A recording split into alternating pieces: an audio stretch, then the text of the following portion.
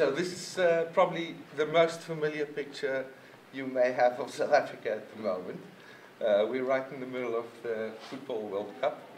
And South Africa is being promoted as a rainbow nation, as a successful nation with a bright future, which is correct. But to understand why it's necessary for us to continue helping the investment in education, I'll just take you back very quickly. First, to the release of Nelson Mandela in 1991. This was a period following on a state of emergency and enormous public protest in South Africa, with scenes like this commonplace towards the end of the apartheid era. And it became apparent to the repressive regime then, of which I, in fact, was part of, because I come from Afrikaner background, grew up as a Nationalist Party member, and only later understood that this was not the way to secure the future. These were familiar scenes to me as well when I was in South Africa. In fact, I found this scene, I was standing in the middle somewhere there. This was 2 streets from my house at the time in 1984. These were the kind of situations all over the country as people protested what used to be forced removals. Black people were taken out of white towns and dumped somewhere else to make sure that all the races lived separately.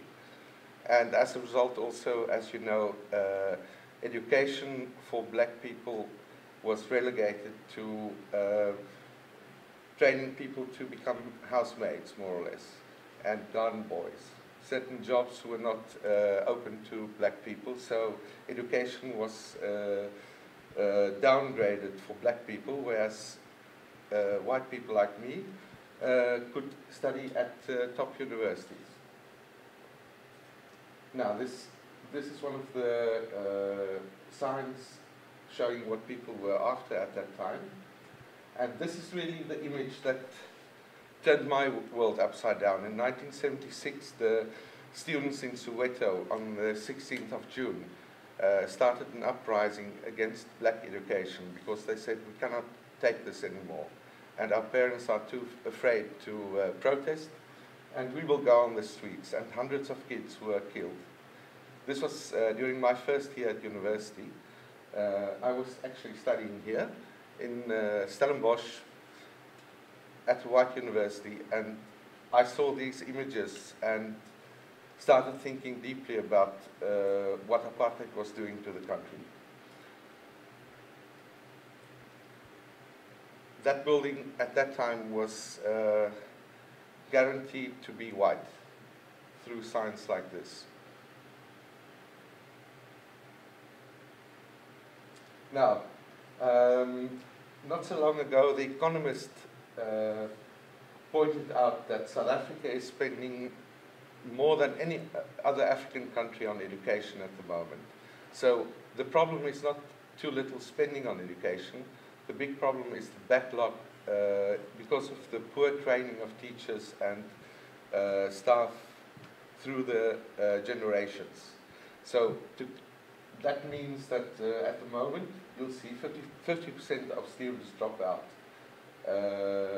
But this only becomes significant when you see the racial difference, which exists even now.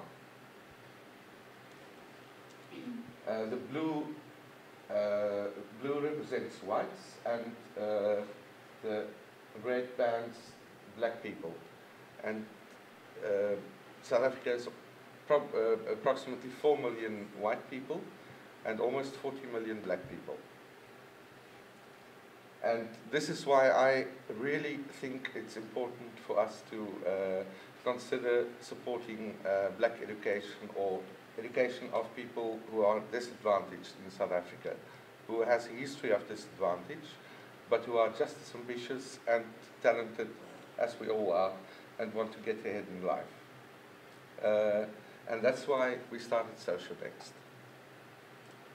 Okay, now I want to show you one more thing, and that is our partners in South Africa. At the moment we have 3 organizations that we are in close contact with, who support who has supported the development of Tjaart-socionext, and these are partners that I have great faith in because of the quality of their work, the way they have shown themselves capable of selecting the right students, guiding them and mentoring them throughout their education, and making sure that they succeed and finish their studies with success. For instance, Study Trust, you've just seen the success rate for students generally in South Africa, and Study Trust scholarship holders, more than 90% of them complete their studies with success. Okay.